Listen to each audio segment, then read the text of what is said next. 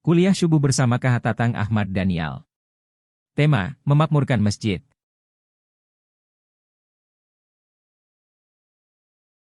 Para bapak, para ibu hadirin rahimakumullah, saya diberikan judul judul pada kesempatan kuliah subuh ini adalah memakmurkan masjid. Ya, memakmurkan, menghidup suburkan masjid. Ya, oleh karena itu pada kesempatan ini sebagai dasar pijakan akan saya bacakan surat Taubah ayat 18. Innama ya'muru masajidallah, sesungguhnya hanya salah orang-orang yang akan memakmurkan masjid-masjid Allah. Yang pertama adalah man amana billah, orang yang beriman kepada Allah. Itu syaratnya pertama yang memakmurkan masjid. Ya, orang yang beriman kepada Allah. Wal yaumil akhir, dan percaya kepada hari akhir. Wa iqamas shalah, dan senantiasa mendirikan salat. Wa ataz zakah, dan senantiasa mengeluarkan zakat bagi yang mampu. Walam yahsha illallah, tidak ada rasa takut ya illallah kecuali kepada Allah. Fa'asa ulaika ayyakunu minal muhtadin, insya Allah mereka itu adalah termasuk orang yang mendapatkan hidayah, petunjuk dari Allah. Oleh karena itu syaratnya tadi yang orang yang memakmurkan masjid adalah man amana billah. Jadi orang beriman kepada Allah. Ya, ini adalah orang yang beriman kepada Allah, berarti dia keimanannya kuat, akan terus memakmurkan masjid. Ya, masjid. Karena di dalam pengelolaan masjid ini, ya, memakmurkan masjid itu yang pertama pengelolaan dalam segi administrasi, yang kedua pengelolaan masjid, memakmurkan masjid dari segi kegiatan ibadah. Karena menurut petunjuk, ya, dalam pengelolaan masjid, yang pertama yang harus dikelola ini adalah masalah idaroh atau yang disebut administrasi. Ya, administrasi ini yang harus dikelola, singkat aja ini dulu. Ya, yang pertama masalah pembukuan keuangan. Nah, itu harus dikelola secara baik, transparan. Ya, itu. Bila perlu diumumkan tiap kesempatan. Yang kedua ada daftar inventaris, ya, yang menyangkut masalah idaroh.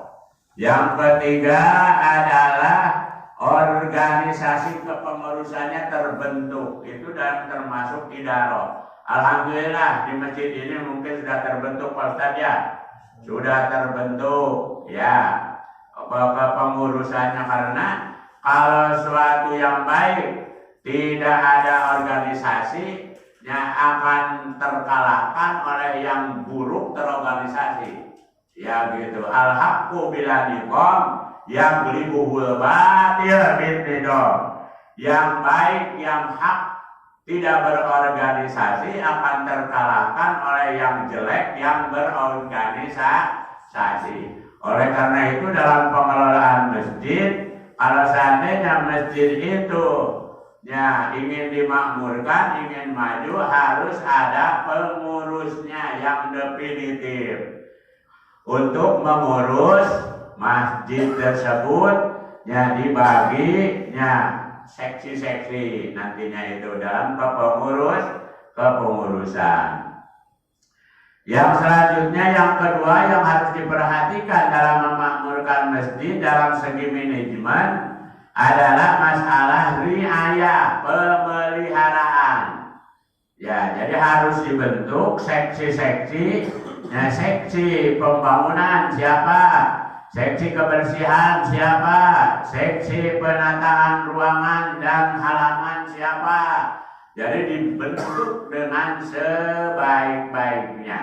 Ya, yang selanjutnya adalah yang termasuk pengelolaan manajemen masjid adalah masalah imaroh, kemakmuran.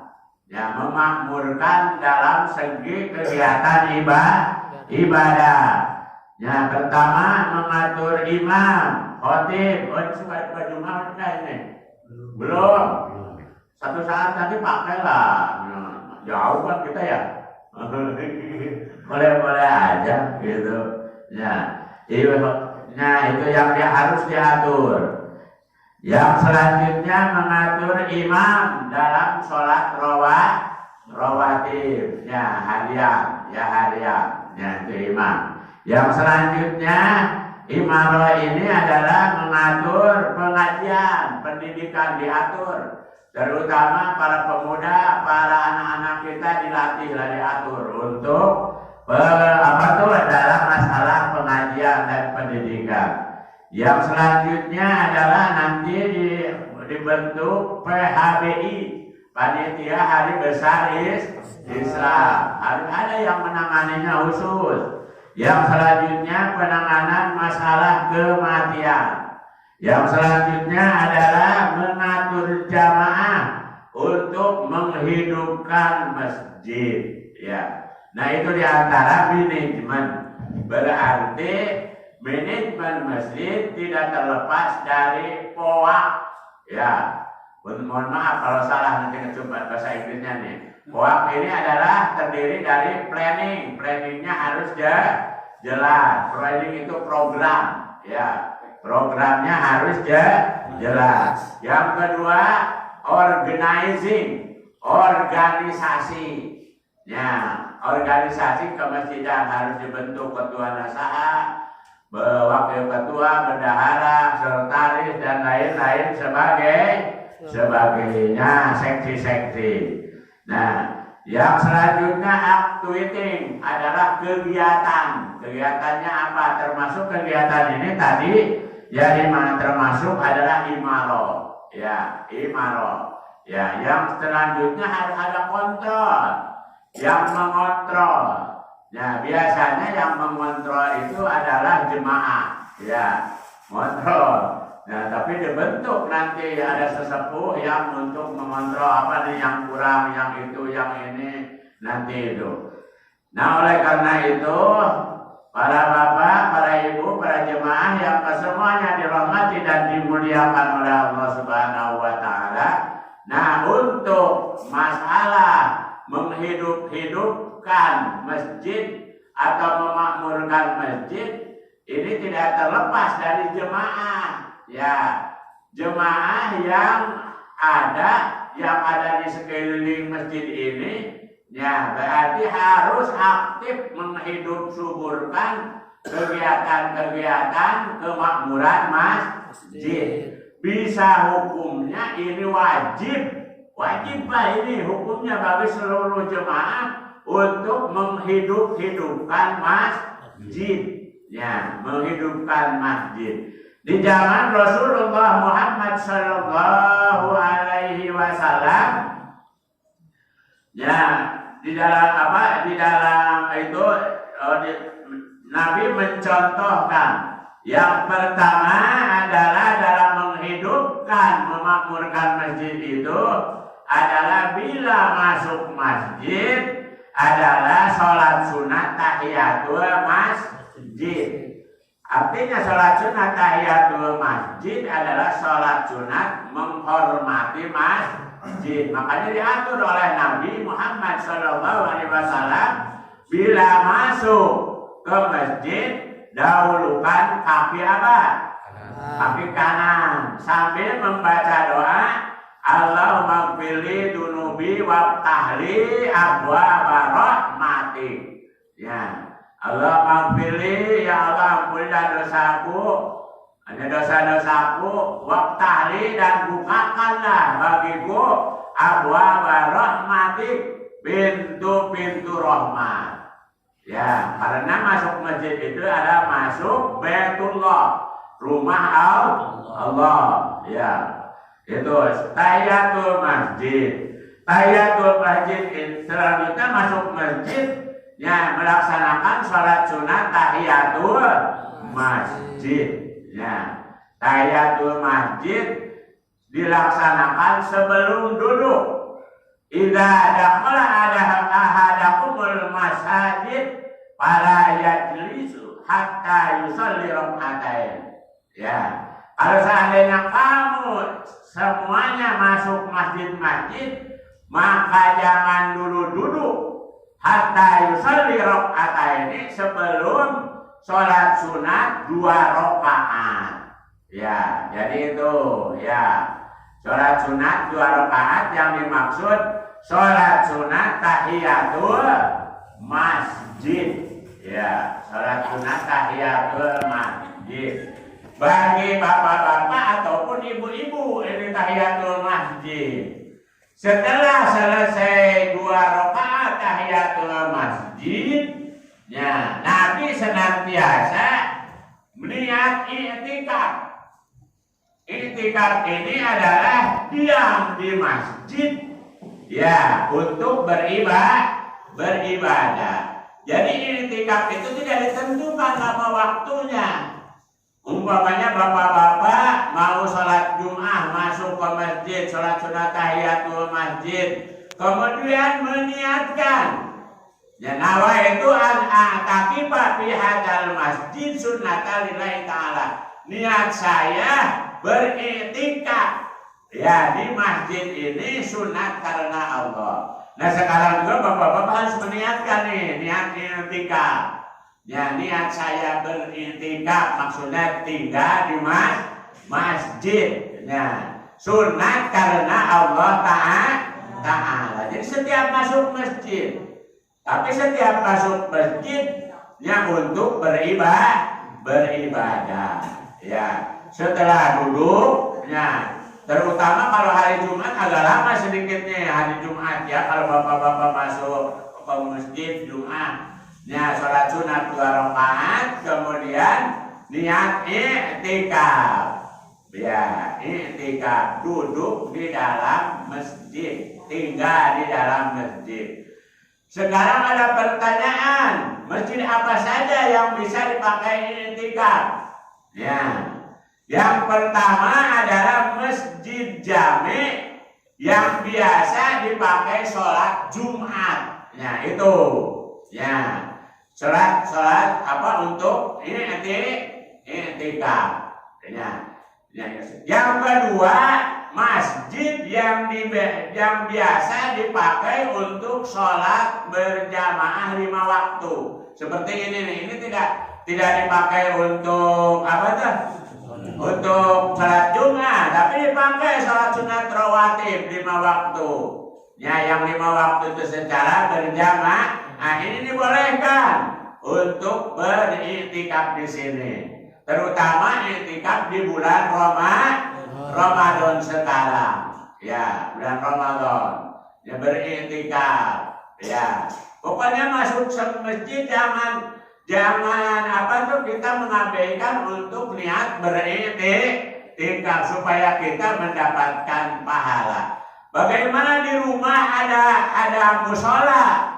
Di rumah masing-masingnya punya musola, suka adanya. Orang yang rumahnya gede mah bikin musola, ya, di rumahnya. Itu tidak sah karena tidak dipakai untuk umum. Tidak dipakai sah untuk beriktikaf karena tidak dipakai untuk umum. Kan kalau ini mah dipakai untuk umum seluruh jemaah, ya, gitu. Baru di sini boleh di masjid ini, ya, di masjid ini, ya. Atau di Bogor mah ada istilah musola, ya, musola, ya. Kalau di Lembur mah ada istilah langgar, ya, langgar. Sholat kan nomor 2 dia bisa dilanggar, gitu. Ya, gitu. Ya. Maksudnya bisa dilanggar, dilanggar ditinggalkan, ya, gitu. Nah, kalau di Lampung, di Lembur langgar itu masih ada. Tapi di kota mah malu lah kalau seperti di Bogor mah masjid sakil gedenya disebut langgar, ya, malu. Lebih baik musola. Padahal definisi awal itu musola itu adalah tempat sholat di mana tempat sholat itu jemaahnya cuma temporer.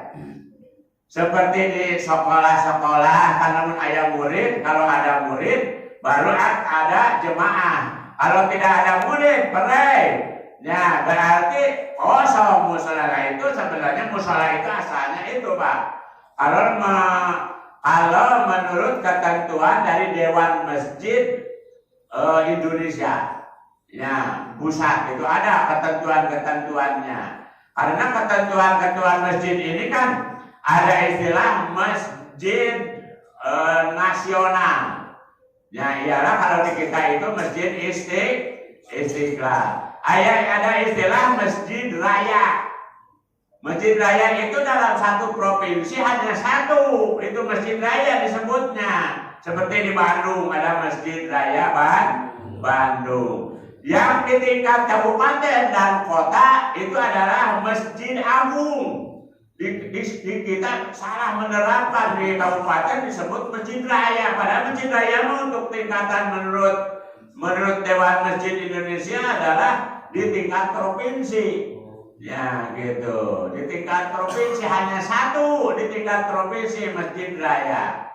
Kalau di kabupaten dan kota hanya satu yang termasuk masjid agung. Seperti di Kabupaten Bogor Masjid Agung Baitul Faizin. Nah, atau di Kota Bogor Masjid Agung apa tuh? Yang di terminal sana. Nah, itu. Masjid raya itu untuk provinsi sebenarnya kalau menurut ketentuan. Yang selanjutnya adalah tingkatan masjid besar.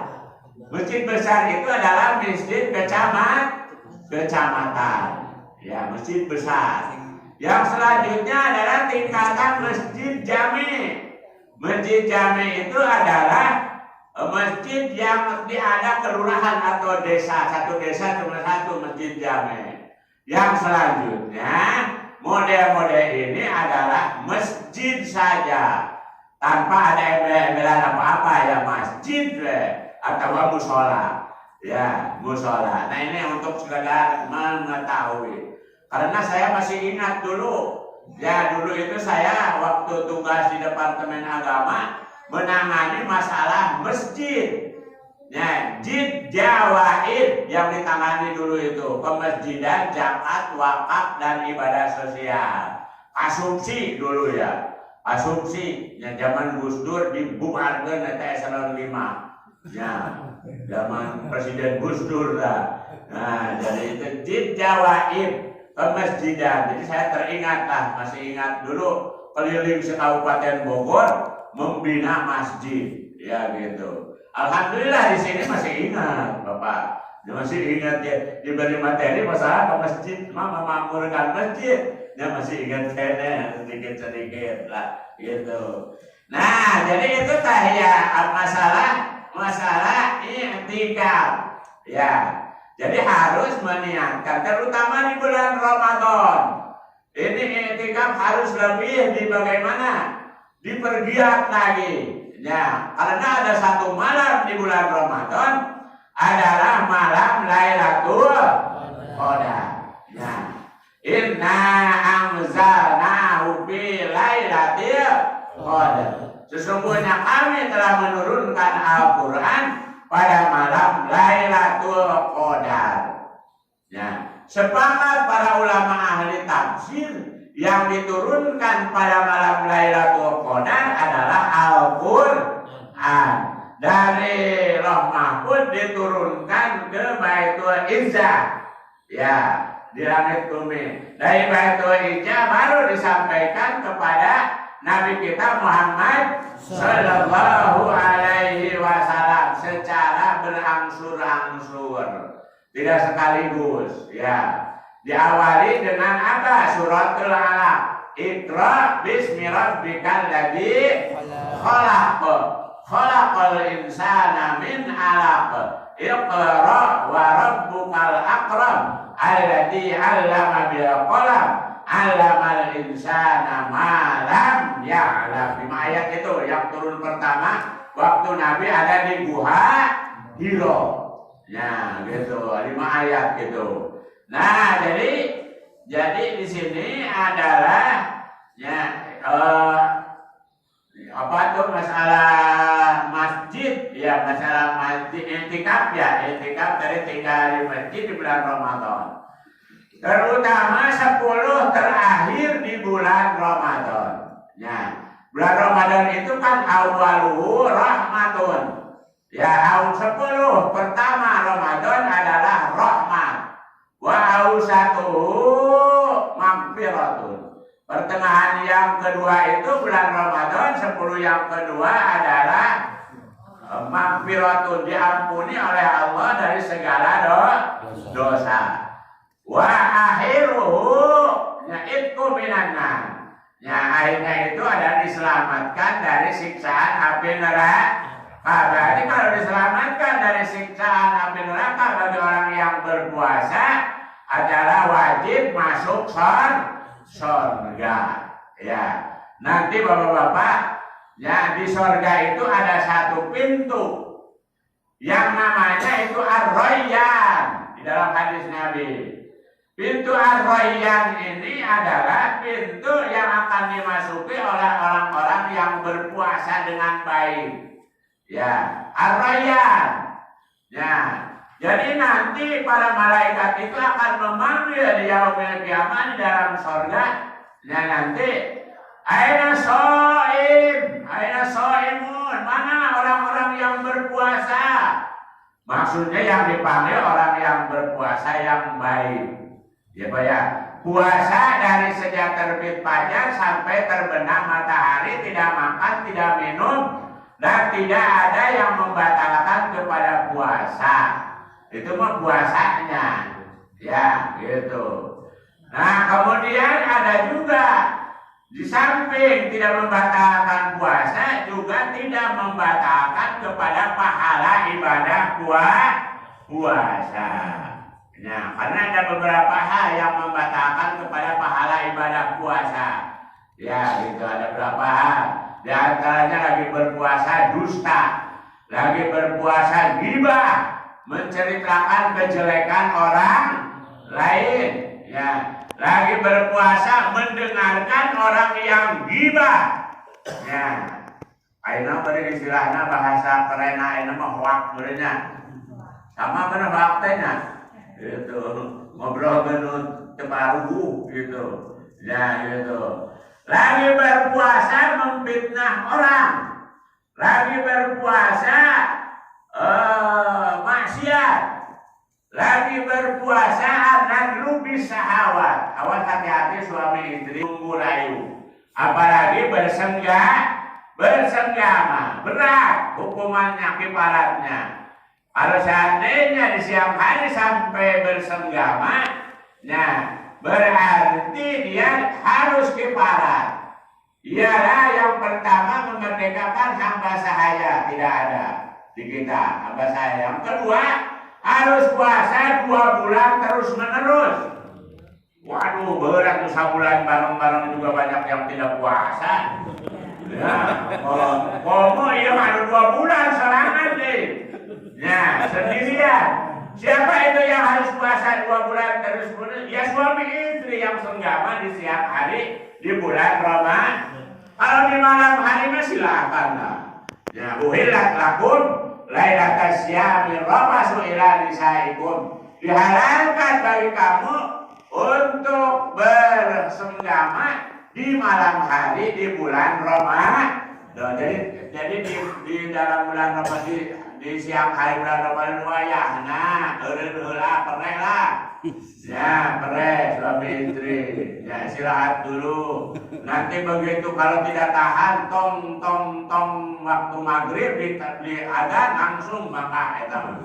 Ya, mabatalan. Tapi enggak kuatnya umpamanya. Ya gitu, mabatalan. Nah, itu ya. Itu jadi itu ya jumlah Ramadan. Orang yang melaksanakan hal-hal yang tadi Ya, disinyalir oleh Nabi, rubba shaim laisa lahu min syami illa ju'wa'an. Banyak itu kalau kata-kata dalam hadis memakai rubba atau dalam Al-Quran berarti menandakan sangat banyak. Rubba shaim sangat banyak orang yang berpuasa yang puasanya hanya mendapatkan haus dan lapar saja. Karena apa? Digerogoti pahala ibadah puasanya dengan perbuatan-perbuatan dosa tadi. Nah, orang ini walaupun puasa ya tidak puasanya tidak diterima oleh Allah Subhanahu wa taala. Ini tidak akan dipanggil nanti di dalam surga untuk masuknya pintu Ar-Rayyan. Jadi yang dipanggil masuk ke pintu Ar-Rayyan ini adalah ya, yang pertama orang yang puasanya benar-benar puasa tidak batal, yang kedua pahalanya tidak hilang. Baru akan dipanggil, aina shaimun, mana orang-orang yang berpuasa? Kata malaikat itu ya, itu akhirnya berkumpul ya para shaimun orang yang berpuasa itu.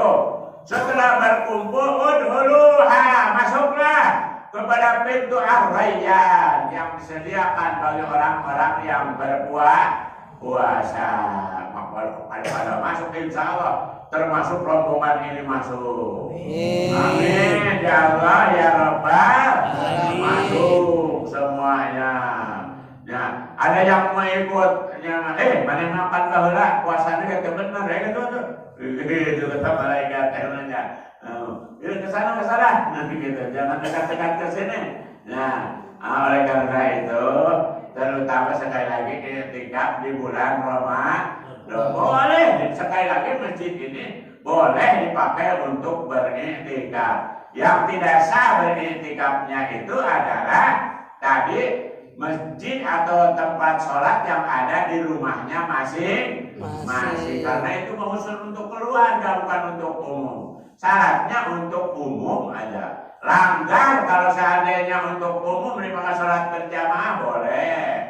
Ya, langgar. Ada naonnya di lemur mah, di lemur deh gini, balik abangnya di daerah mana tak? Jadi isina balik ambang di tengah barong gitu. Ya istilah balik, ya istilah nama ketiak. Itu. Jadi i'tikaf di bulan Ramadan sambil mencari Lailatul Qadar. Terutama kalau Nabi itu 10 terakhir. Ya. Terlalu terakhir pada malam Lailatul Qadar. Nah ini kembali saya tadi agak lupa sedikitnya, inna anzalnahu fi lailatul qadar. Al-Quran diturunkan pada malam Lailatul Qadar. Ya, itu. Ada yang mengaku Pak ini Pak. Ya, bahwa yang turun di malam Lailatul Qadar ini bukan Al-Quran, kitab Tazkirah katanya. Ya. Siapa itu? Nah, aliran Ahmadiyah Qadiani. Ya, Ahmadiyah Qadiani ini adalah mengaku bahwa yang turun pada malam Lailatul Qadar ini adalah bukan Al-Quran tapi Tazkirah. Itu sudah salah Pak. Ya, pendapat ini adalah salah. Karena pendapat para ulama ahli tafsir, yang dimaksud turun pada malam Lailatul Qadar itu adalah kitab Al-Quran, bukan kitab Tazkirah yang turun kepada Mirza Ghulam Ahmad, bukan Pak. Ya, salah itu. Ya, itu salah. Ya. Oleh karena itu di akhir 10 terakhir, ya cari Lailatul Qadar. Ya kata Nabi, cari Lailatul Qadar di 10 terakhir di bulan Ramadan. Pada waktu malam-malam ganjil. Cuma sekarang bingung Pak. Bingung. Yang mana malam ganjil itu, karena ada yang puasa mulai hari Senin. Ya, betul. Ya. Ada yang puasa mulai hari Selasa. Bingung itu malam ganjilnya yang mana tuh? Tergantung keyakinan masing-masing. Yang puasanya hari Senin itu nggak ada hari ganjilnya yang mana. Nah, kalau yang puasanya hari Selasa itu ada hari ganjilnya yang mana malam ganjilnya. Ya, dulu mah kalau di lembur itu kalau malam-malam ganjil suka banyak makanan. Kita di sini nih. Nggak ada sekarang mah ya di kota-kota mah ya. Kalau di lembur mah dulu, makanan teh banyak. Maksudnya dulu itu supaya tidak pulang. Ya ke rumah karena disediakan makanan untuk sahur di masjid. Ya itu terus i'tikaf di masjid. Maksudnya dulu itu begitu. Di sekarang mah jarang-jarang di kota mah nggak ada. Masa malam istilah malam isi. Malam isi tanya kalau di lembur ya Pak ya bukan yang mengalami ya Pak ya. Di malam isi. Nah malam ada banyak makanan. Ya banyak yang bersodako. Ya. Kemudian dalam memakmurkan masjid ini, ya termasuk kita harus memakmurkan seluruh jemaah di sekitar ini harus memakmurkan masjid. Hukumnya sekali lagi wajib untuk memakmurkan masjid dosa. Kalau seandainya seseorang tidak ikut, tidak mau, tidak ada keinginan untuk memakmurkan masjid dosa sebenarnya itu. Kalau menurut hukum asalnya dosa. Yang selanjutnya adalah dengan melaksanakan sholat berjamaah. Nah ini memakmurkan masjid. Ya dengan sholat berjamaah. Ya alhamdulillah di sini pasti berjamaahnya setiap waktu. Ya setiap waktu. Walaupun hukum sholat berjamaah menurut Imam Syafi'i sunnatun muakkadatun, sunat yang tapi diharuskan. Ya, diharuskan untuk datang kepada sholat berjamaah, terutama laki-laki. Kalau kata dalam sabda Nabi, kalau seandainya di rumah tidak ada wanita dengan anak-anak, kemudian laki-lakinya sholat di rumah, itu lebih baik dibakar rumahnya. Ya gitu. Itu saking kerasnya Pak Nabi. Ya, saking kerasnya Nabi. Ya, mengharuskan untuk laki-laki itu sholat berjamaah di masjid. Ya, sholat berjamaah di masjid.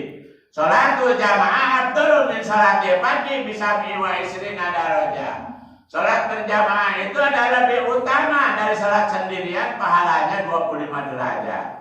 Ya gitu. Oleh karena itu ada suatu kekhususan Pak, sholat isya dengan sholat subuh. Man sholat isya bil jamaati pakaan nama sholatuhu nisful lail. Barang siapa yang sholat isya secara berjamaah pasti berjamaahnya di mana? Di masjid. Pakaan nama sholatuhu nisful lail, sama dengan sholat berjamaahnya itu secara terus-menerus setengah malam. Dari jam 12 sampai ke jam 6 itu kurang lebih 6 jam terus-terus Pak. Ya, setengah malam itu. Man saya salat subhi bil jamaati pakaan nama salat tulul lail. Barang siapa salat subuh berjamaah, ya pakaan nama maka bagaikan dia itu salat sepanjang malam. Kalau salat subuh berjamaah, ini keutamaan salat subuh. Ya dengan salat isya melebihi dari salat-salat yang lain. Ya makanya harus dipaksakan untuk melaksanakan salat berjamaah. Ya paksakanlah. Mumpung kita masih diberikan sehat, diberikan umur oleh Allah Subhanahu wa Ta'ala. Kalau tidak dari sekarang untuk meningkatkan ibadah, terutama salat berjamaah, ya salat berjamaah, maka kita ya merasa rugi lah kalau saatnya tidak melaksanakan salat berjamaah. Ya. Jadi bagi umat Nabi, ya salat sunat itu di rumah, Pak. Seperti tahajud, duha. Kan kata Nabi illal maktubah, kecuali wajib. Salat wajib mah itu di masjid. Ya banyak itu di masjid, ya gitu. Nah itu nanti silakan untuk bertanya ya kalau ada yang akan bertanya. Untuk sholat berjamaah ini, bapak-bapak, ibu-ibu hadirin rahimakumullah, sangat dianjurkan sekali, ya, sangat dianjurkan, ya. Di dalam sholat berjamaah kan syaratnya sahnya berjamaah, makmum sahnya berjamaah satu, jajaran harus lurus, makanya imam. Mohon maaf, Nabi kalau seandainya jadi imam, Nabi sebelum mulai sholat itu menghadap dulu ke makmum. Itu sunnahnya itu. Sunnah yang kadang-kadang dilupakan, Pak, terlupakan. Ya. Harusnya imam itu menghadap ke makmum dulu. Kemudian kata Nabi, ya, hawu sufufakum, luruskan jajaran. Ya, fa inna taswiyata sufufi min iqamatis shalah. Ya, sesungguhnya luruskan jajaran itu adalah dalam kita melaksanakan sholat berjamaah. Ya, jadi lurus, ya lurus. Lurus. Yang kedua adalah sahnya berjamaah rapat jajarannya. Harus rapat, Pak. Menurut ukuran itu rapat itu bersentuh antara pundak dengan pundak, makmum dengan makmum. Itu rapat namanya. Ya, rapat dalam sholat berjamaah. Kalau bapak-bapak mungkin ada yang sudah pernah melaksanakan haji dan umroh, ya di Madinah, terutama di Madinah, waduh rapatnya luar biasa. Ya banyak rapat gitu. Saya pernah tahun 96 melaksanakan haji, ingin sholat, waktu itu sholat maghrib. Ya ingin sholat maghrib berjamaah di belakang imam. Sudah nunggu dari jam berapa sejam nunggu dirinya balik intikaf lah. Waktunya Pak KPP kenalan jalma pendek atau KPP bunuh iya Pak. Bunuh jarakung gitu. Ini sekuat mental. Mental Pak. Akhirnya mau sholat di belakang imam, aduh, nggak sampai nggak bisa. Jadi saking rapatnya kalau di kita masih ada antara banyak. Makanya kalau ada yang satu kosong, ya ada yang kosong itu harus diisi, ya harus rapat, ya karena kalau rapat itu setan tidak bisa masuk, ya kepada saf yang rapat untuk mengganggu. Itu dalam hadis Pak, dalam hadis Nabi Muhammad Sallallahu Alaihi Wasallam. Yang selanjutnya adalah jangan mendahului imam. Hati-hati Pak, ya, jangan mendahului imam belum ruku, ini sudah ruku duluan. Ya, imam belum bangkit dari sujud untuk berdiri ke rakaat berikutnya, ini sudah duluan berdiri. Lihat dulu posisi imam. Makanya sunnah bagi imam suaranya keras. Ya, itu untuk menandakan bahwa perubahan dalam gerakan. Jadi mendahului imam tidak boleh. Ya, bisa batal kalau seandainya sering mendahului imam dalam sholat berjamaah. Jangan mendahului, sama juga gerakan imam dengan makmum tidak boleh. Tidak boleh Pak Imam. Umpamanya imam Allahu Akbar, sama, itu tidak boleh Pak. Ya, sama. Hanya satu di dalam sholat berjamaah yang dibolehkan untuk sama antara gerakan imam dengan makmum, ya, ialah dalam membaca amin. Cuma membaca amin saja dalam sholat cuma satu Pak. Satu. Ghairil maghdubi alaihim waladdallin. Amin. Hanya satu itu Pak yang boleh, yang lain tidak boleh gerakan makmum dengan imam dan makmum sama. Cuma itu yang boleh sama di dalam membaca amin. Makanya bagi imam kalau selesai membaca waladdallin harus baca amin bersama-sama makmum. Ya, karena barang siapa yang imam amin dengan makmum bareng, maka para malaikat memohonkan doa minta ampunan kepada Allah Subhanahu wa taala untuk orang yang salat berjamaah tersebut. Makanya harus amin. Jadi imam juga harus mengucapkan amin. Jangan diam yang menjadi imam. Itu siapa saja yang menjadi imam, ya gitu. Nah, jadi harus di dalam sholat yang dijaharkan, ya, dalam sholat dijaharkan dari bareng aminnya. Amin. Imam membaca amin, makmum juga membaca amin. Ya, itu yang boleh sama. Ya, cuma itu, yang lain tidak boleh sama, Pak. Jadi harus ada acara kalau imam Allahu Akbar, baru kita makmum Allahu Akbar. Allahu Akbar, imam sujud. Ya, makmum Allahu Akbar. Gitu. Tidak boleh mendahului imam, sama juga tidak boleh. Ya, hanya sekali lagi, hanya satu yang boleh sama, ialah gerakan ucapan membaca amin. Imam dengan makmum aminnya harus bareng. Ya, itu. Yang selanjutnya, i'tikaf ini adalah membaca Al-Quran. Memakmurkan masjid dengan memperbanyak membaca Al-Quran. Ya, Al-Quran. Ya, dengan Al-Quran. Yang selanjutnya adalah banyak berzikir. Ya, di masjid itu. Ya, di masjid memakmurkan masjid itu banyak berzikir dan beristighfar, mohon ampunan. Nabi kita Muhammad sallallahu alaihi wasallam wajib masuk surga. Ya, haram masuk neraka. Tapi tidak kurang dalam sehari semalam beristighfar, mohon ampunan kepada Allah Subhanahu wa taala 100 kali istighfar. Nabi itu. Ya, kalau kita benar harus lebih dari 100 ya.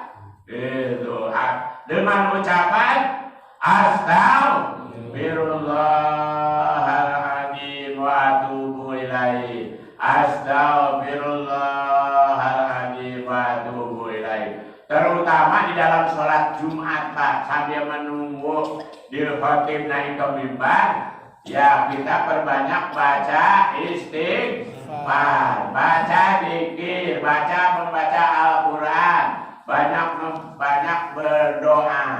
Beristighfar, Pak. Jangan ngantuk, jangan tidur kalau Jumat itu. Di daerah lain itu ada yang tidur, dari mana airnya ini? Kalau datang ke Jumat tidur kan ada bukan tak? Karena di dalam Al-Quran kan surat Al-Jumu'ah, faida qudiyatis salat, faida qudiyatis salat fantasiru fil ard. Ya. Nanti faida qudiyatus salat fi yaumil jumu'ati fas'au ila dzikrillah. Kalau seandainya kamu diingatkan, diundang untuk melaksanakan salat Jumat, fas'au, bergegas. Artinya bergegas itu sa'i, bukan lari, tapi bukan lari. Ya, agak cepat lah, ya, itu fas'au ini artinya cepat.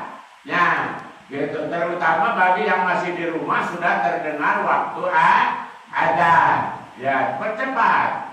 Fas'au ila dzikrillah. Bergegaslah untuk mengingat Allah, berzikir, ya gitu. Nah, jadi tidak ada keterangan dalam salat Jumat fas'au ila naumikum. Bergegaslah untuk tidur, tidak ada kelas. No, saya belum menemukan itu dalilnya. Kalau ada yang tadi salat Jumat tidur, daripada tidur perbanyak baca zikir, baca doa, baca istighfar. Ini memakmurkan masjid, Pak. Ya, memakmurkan masjid segera ya, gitu. Nah, jadi yang selanjutnya adalah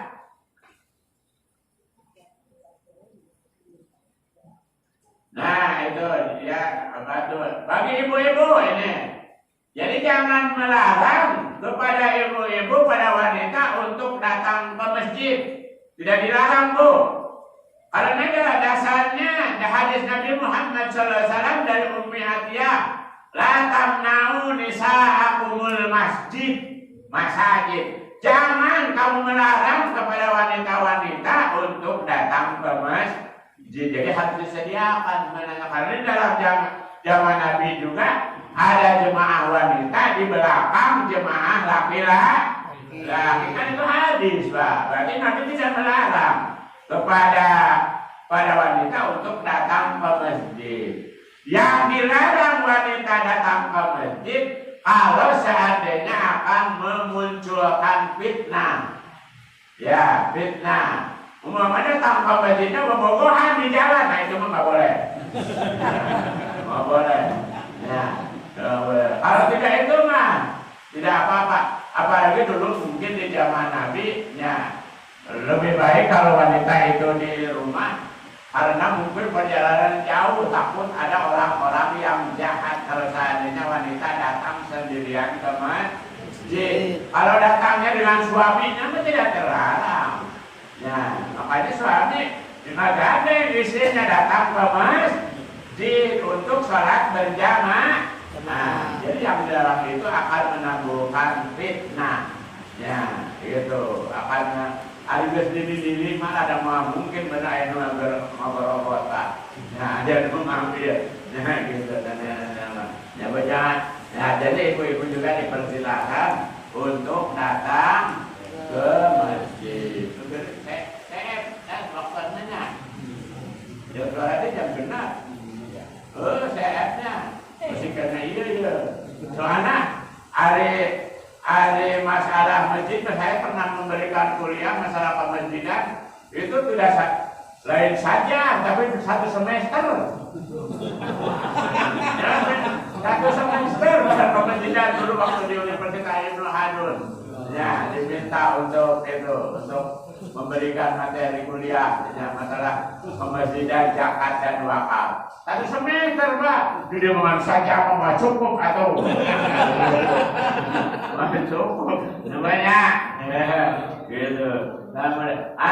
Sedikit aja Pak nih untuk keutamaan orang yang senang memakmurkan masjid, mendapatkan perlindungan dari di hari mahsyar nanti. Ya, sab'atun yudilluhumullahu la ilaha illa billah. Ya, ada 7 golongan yang akan mendapatkan perlindungan di hari mahsyar nanti. Di antaranya yang 7 itu madua semuanya. Rajulun qalbuhu mu'allaqun bil masajid.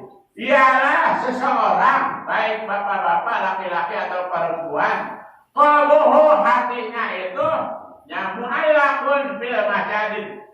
Istilah mu'allaqun teh nanti kasentrem gitunya istilah nanti berkeinginan terus untuk datang ke masjid, meramaikan masjid, memakmurkan masjidnya.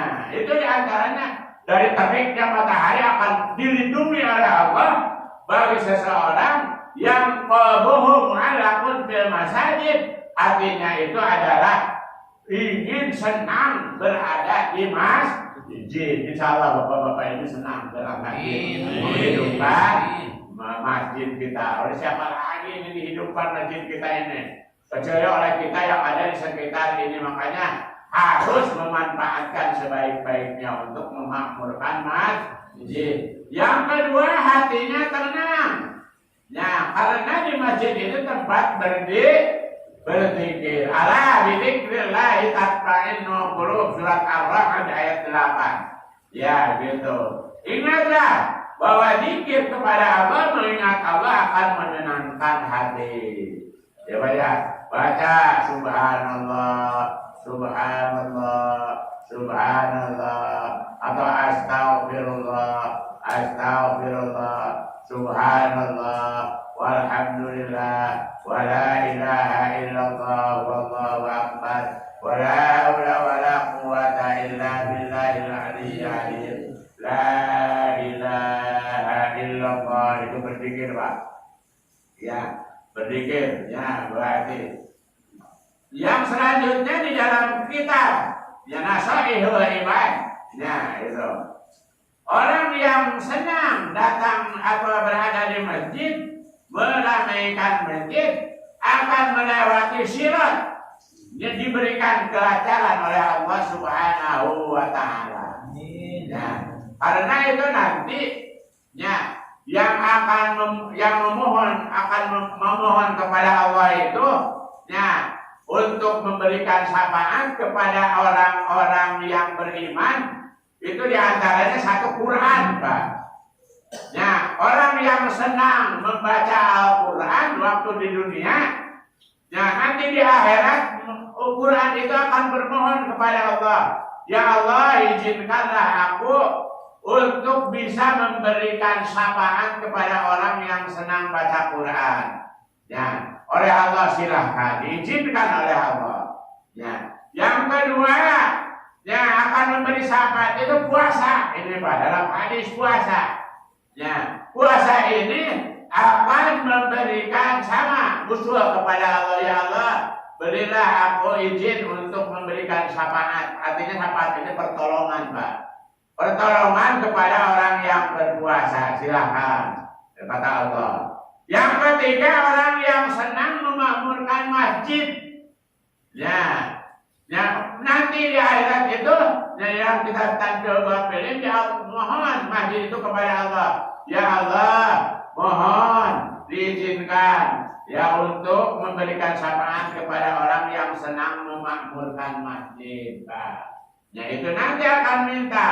Makanya orang yang senang memakmurkan masjid itu di dalam melewati siratal mustaqim, ya akan diberikan kelancaran ya oleh Allah Subhanahu wa Ta'ala karena amal baik yang dikerjakan oleh kita.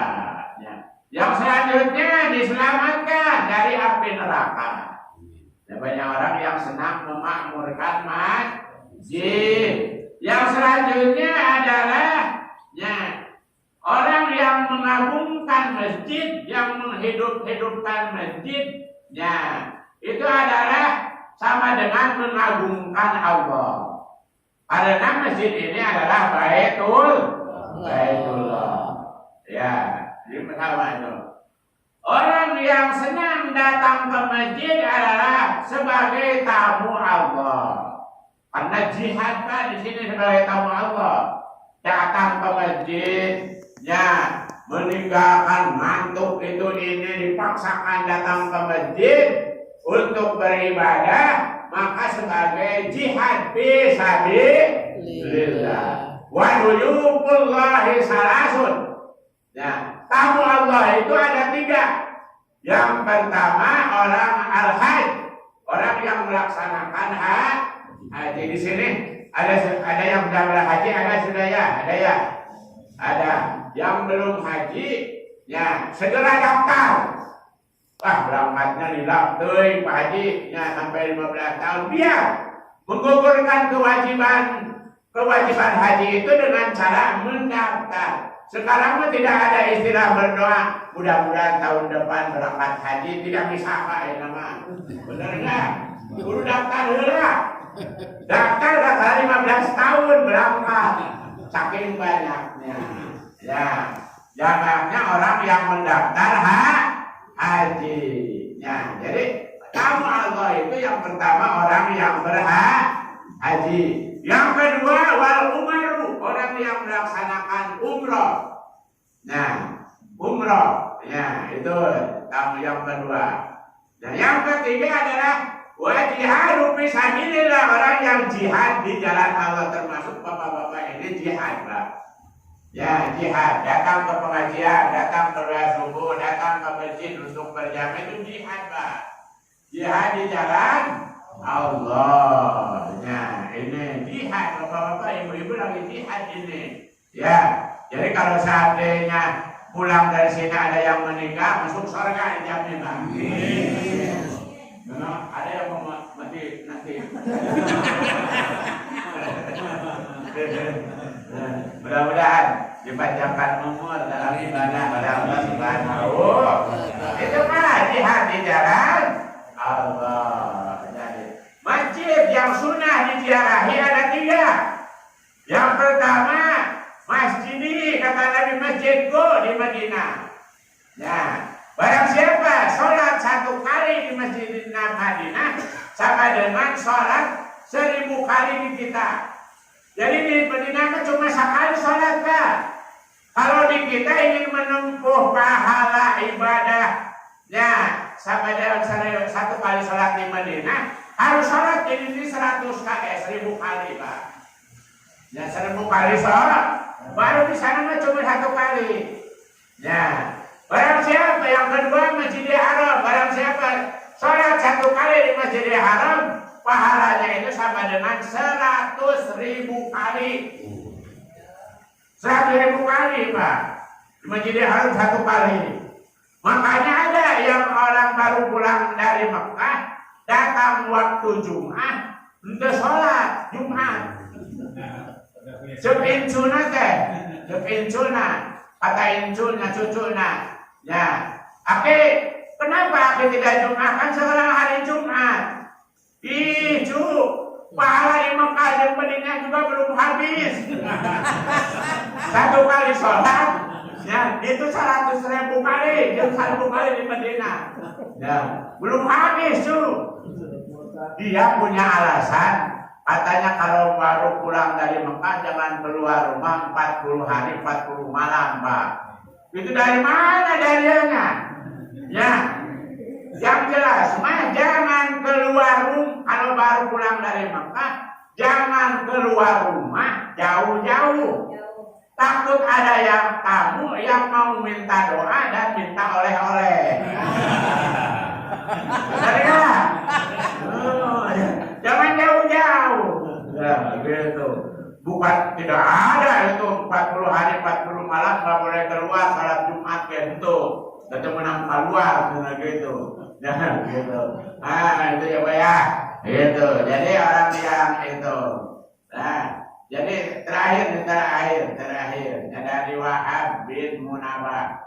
Ya, masjid pada hari kiamat didatangkan kepada orang yang senang memakmurkan, laksana kapal yang bertahtakan batu permata, lantas memberi syafaat padanya. Dari datangkan. Ini dalam kitab Tandul Kopil hadis Pak ini yang dicoret oleh Al-Faqihnya gitu. Nah, itu jadi nanti itu adalah hari kiamat itu datang laksana kapal yang bertahtakan batu permata. Mataknya aduh kalau seandainya menyia-nyiakan kesempatan hidup tidak mau untuk memakmurkan masjid, ya alangkah ruginya Pak. Ya alangkah ruginya, maka siap kita beriktikad untuk terus memakmurkan masjid kita. Ya Pak ya.